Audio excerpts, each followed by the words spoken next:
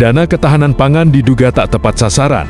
Pengelolaan BUMDes di Desa Mekarjati Indramayu disorot publik. Program ketahanan pangan yang menjadi salah satu prioritas nasional pemerintahan, Presiden Prabowo Subianto terus digencarkan hingga ke tingkat desa. Pemerintah pusat bahkan mewajibkan setiap pemerintah desa mengalokasikan persentase tertentu dari dana desa untuk mendukung program tersebut. Dengan badan usaha milik desa BUMDes sebagai ujung tombak pengelolaan, sekaligus penggerak ekonomi desa berbasis potensi lokal. Namun, implementasi program ketahanan pangan di Desa Mekarjati, Kecamatan Haurgelis, Kabupaten Indramayu, justru menuai sorotan tajam dari masyarakat. BUMDes Karya Mekar Mandiri diduga tidak mengelola dana ketahanan pangan sesuai dengan tujuan awal program, yakni mendorong lahirnya usaha produktif dan berkelanjutan di sektor pangan. Berdasarkan informasi yang dihimpun di lapangan, dana ketahanan pangan yang bersumber dari dana desa dan disertakan sebagai modal BUMDes diduga tidak dimanfaatkan untuk pengembangan usaha pertanian, peternakan, maupun pengolahan pangan desa. Dana tersebut justru disebut-sebut dipinjamkan kepada pengusaha gabah atau beras dengan skema bagi hasil tertentu. Dari praktik tersebut, desa dikabarkan hanya menerima bagian keuntungan, sementara BUMDes tidak menjalankan aktivitas usaha produktif secara langsung. Saat dikonfirmasi di kantor Desa Mekarjati, Ketua BUMDes Karya Mekar Mandiri membenarkan adanya penyertaan modal ketahanan pangan dari dana desa.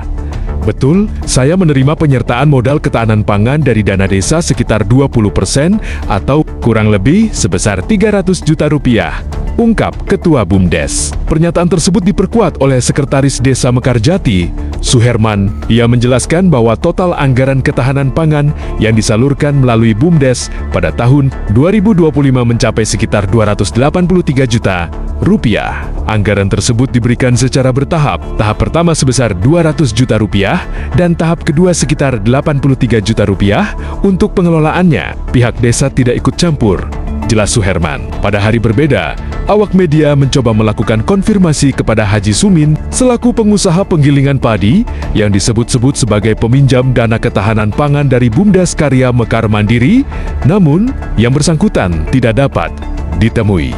Menurut keterangan warga sekitar, Haji Sumin sedang berada di luar kota bersama keluarganya. Betul, Pak Haji Sumin sedang keluar kota bersama keluarganya. Baru sekitar setengah jam lalu berangkat. Pabrik penggilingan padi juga sudah 1 minggu ini tidak beroperasi, ujar seorang warga yang enggan disebutkan namanya. Tak hanya itu, sebagian dana ketahanan pangan juga diduga dipinjamkan kepada warga desa dengan sistem yang menyerupai simpan pinjam. Ketua BUMDes Karya Mekar Mandiri, Masal, menyebutkan bahwa sekitar 70 warga menerima pinjaman dengan nominal masing-masing 1 juta rupiah tanpa dikenakan bunga. Kurang lebih ada 70 orang warga yang menerima pinjaman, masing-masing 1 juta rupiah dan tidak ada bunga sama sekali, kata Masal. Kondisi ini menimbulkan tanda tanya besar di tengah masyarakat. Pasalnya, dana ketahanan pangan seharusnya difokuskan untuk menciptakan usaha produktif jangka panjang yang mampu memperkuat ketahanan pangan desa serta meningkatkan kesejahteraan masyarakat secara berkelanjutan, bukan sekadar diputar dalam bentuk pinjaman konsumtif.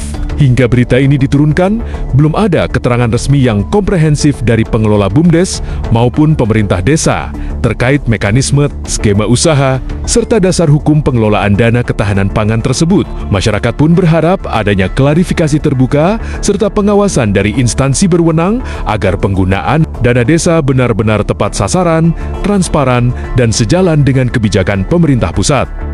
Atim Sawano, jurnalis Raja Wali Nusantara TV Indramayu mengabarkan, untuk bangsa Indonesia, nantikan kabar selanjutnya yang lebih menarik. Terima kasih.